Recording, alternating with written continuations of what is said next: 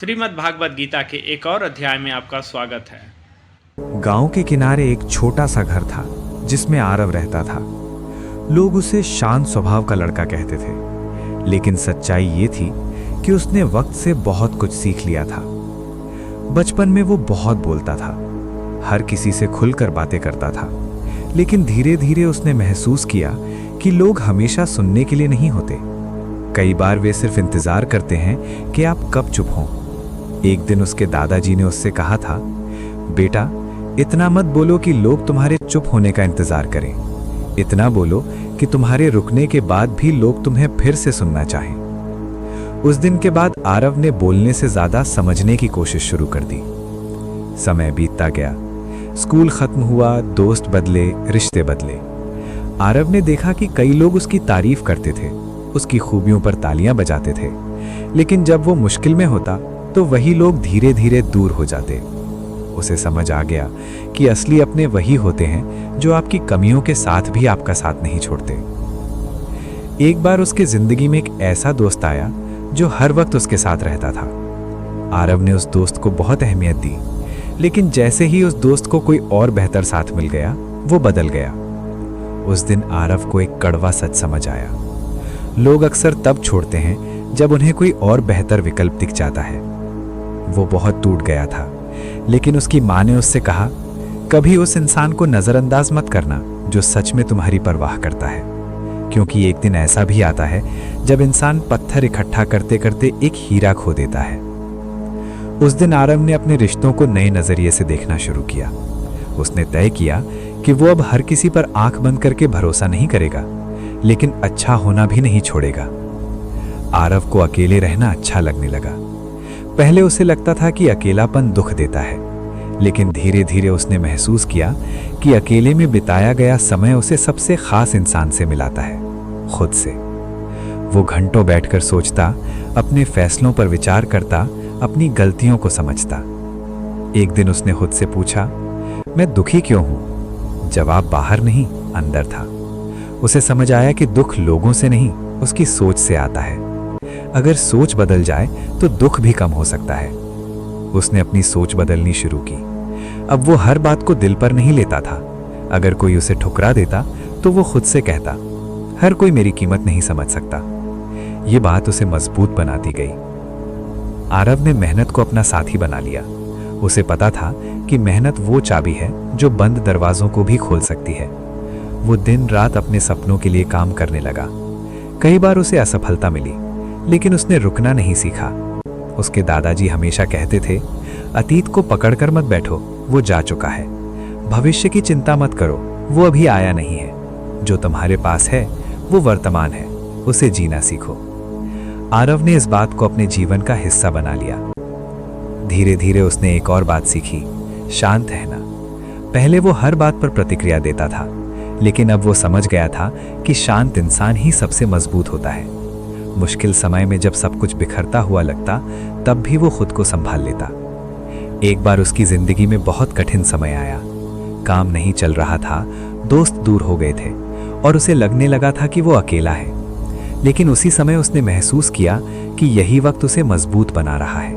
उसने खुद से कहा, मेरे पास सब कुछ है, मेरी समझ, मेरा साहस, मेरे कर्म और मेरा विश्वास। यही चार चीजें उसे आगे बढ़ने की ताकत देती रहीं। आरव ने देखा कि दुनिया में लोग अक्सर अपने मतलब से जुड़ते हैं। ये सच उसे थोड़ा कड़वा लगा, लेकिन उसने इसे स्वीकार कर लिया। उसने तय किया कि वो दूसरों पर निर्भर नहीं रहेगा, बल्कि खुद के बल पर खड़ा होगा। समय के साथ उसकी समझ बढ़ती गई। उसे एहसास हुआ कि उसने कई बार गलत लोगों को ज्यादा महत्व दिया था। अब वो सही लोगों की पहचान करना सीख गया था। एक दिन उसने आईने में खुद को देखा और कहा, अगर सच में खुद को समझना है तो खुद से ईमानदार होना पड़ेगा। उसने सारे दिखावे और झूठे चेहरे हटाने शुरू कर दिए। अब वो वैसा ही था जैसा वो अंदर से था। उसने ये भी समझा कि जो भाव वो दूसरों के लिए रखता है, वही उसके अंदर भी बढ़ते हैं। इसलिए उसने अपने अंदर अच्छे विचारों को जगा दी।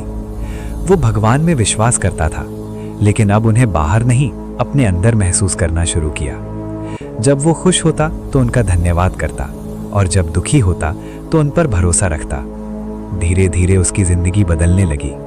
उसने सीखा कि अगर आप दुख पर ध्यान देंगे तो दुख बढ़ेगा, अगर आप सुख पर ध्यान देंगे तो जीवन हल्का लगेगा।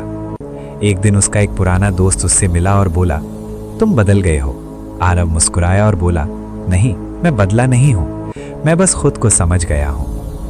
अब वो छोटी छोटी चीजों में खुश रहने लगा था। उसे समझ आ गया था कि सच्चा अमीर वही होता है जो छोटी खुशियों की कदर करता है। उसने कभी घमंड नहीं किया, क्योंकि उसे पता था कि वक्त बदलते देर नहीं लगती।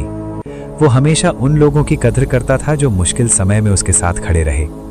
कभी कभी लोग उसे सिर्फ जरूरत के समय याद करते थे, लेकिन अब वो नाराज नहीं होता था।